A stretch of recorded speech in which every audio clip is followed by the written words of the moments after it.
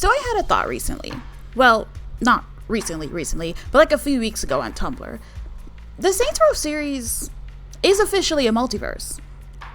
Technically. But don't quote me on that. Not yet, at least.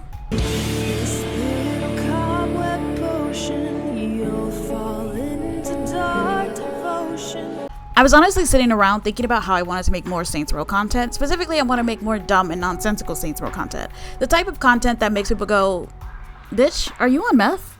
To which I would say, no. For your information, I'm more straight edge than CM Punk because I have never touched an illegal substance before in my life. Not even the devil's lettuce. All of this brainless behavior, this bimbo buffoonery, this thoughtless self-indulgence, it's all me, baby. 24/7. Now let's talk about the Saints multiverse. Now you may not know this, but there is a reboot coming out later this year. I know, right? Secretive stuff. But what if I told you that this might actually be a requel?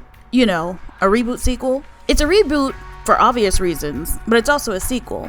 In the same vein of movies such as Scream 2022, Charlie's Angels 2019, and Jumanji. Movies that tend to stand as reboots but maintain enough of the base lore that they can be considered sequels. They don't necessarily have to be completely connected to what we knew as children or teens, but they basically exist in the same universe. Just because you don't see Alex, Dylan, or Natalie in the 2019 requel doesn't mean that they don't exist. In fact, the movie reinforces that they most definitely exist, as well as the original Angels. The same goes for Jumanji. There's no erasing the original. All we know was that someone turned the experience into a video game. They probably thought, joke's on you game, you can't suck people in through a television, and they were immediately proven wrong. Scream is a bit on the safer side since it has the OG survivors merging with the new cast in a proper passing the torch type way. Now you may be asking, Hexley, what does this have to do with Saints Row? To that I say, why aren't you paying attention? Now, as we all know, the original Saints timeline ends with the Earth being blown up and the OG Saints getting access to a time portal thingy. They use that for the type of time travel shenanigans that I would get into if I had a time portal. However, doing this creates more timelines, each with a little change because that's how multiverse just works. But we learn that there is another timeline, one where Santa goes ballistic, straight Futurama style. Then, we get another timeline created. It's basically confirmed that the ending where God resets the Earth is canon because that bleeds into the Ages of Mayhem with a few changes. That's 3 timelines. Move over to Ages of Mayhem, where by the end of the game, Dr. Babylon has done a fucky-wucky with the timeline. Now, of course, the agents stop him, but it's never confirmed to be properly fixed, so now there's another, possibly more timelines that have been created because of Dr. Babylon. Enter Saints Row 2022. Now at this time, we don't know where in the universes this potential requel sits, but given how peaceful it is, I think it's safe to say that it's not in a world that knows the Saints or is on the verge of Devil's Night, which also means that it's probably not really a reality that the original Saints affected, since you can see that they essentially did a lot of sanctifying most iconography. And this is the United States. We're known for our patriotic relationships with our country's flag. So it being a timeline that the Saints affected is out of the question, in my opinion. Or is it? Imagine the tale of the OG Saints being somewhat on the same level of myth and awe as someone like Heracles or Finn McCool. That could be a possibility, but it's not what I'm too fond of considering. That actually doesn't feel like it fits Saints Row.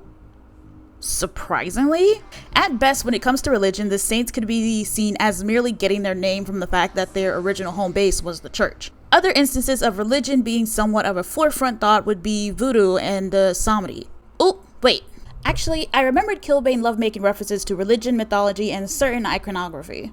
Outside that, not really other things. But it could still be on the table. No, rather I think whatever universe this Saints Row takes place in is one of the ones that could have spawned from Dr. Babylon. A rebooted universe that could even have spawned from Babylon's hatred for the Ages of Mayhem, who share the same fleur-de-lis symbol as the Saints, meaning that anything referencing a purple fleur-de-lis for the Saints or for the agents don't exist. In the Ages of Mayhem universe, we also know that the Saints in their original form don't exist, or maybe they did and were quickly smushed by one of the original gangs, as the Vice Kings are the most powerful gang in Stillwater with Pierce as the leader. More salt to the wound is Johnny Gat being in South Korea, somehow being a cop. Seems like a missed opportunity for the South Korean underworld, but whatever. Okay, Hexley, you just went on a whole spiel about different timelines and how this new game might take place in one of them. Do you have a point? No.